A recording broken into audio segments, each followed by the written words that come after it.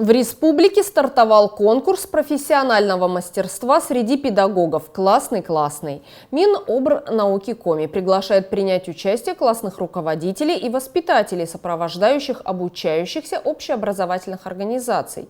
Заявки принимаются до 9 сентября на сайте Коми Республиканского института развития образования. Целью конкурса является выявление и представление педагогическому сообществу лучших образцов педагогической деятельности, профессиональных компетенций, обеспечивающих высокие результаты воспитания и развития детей.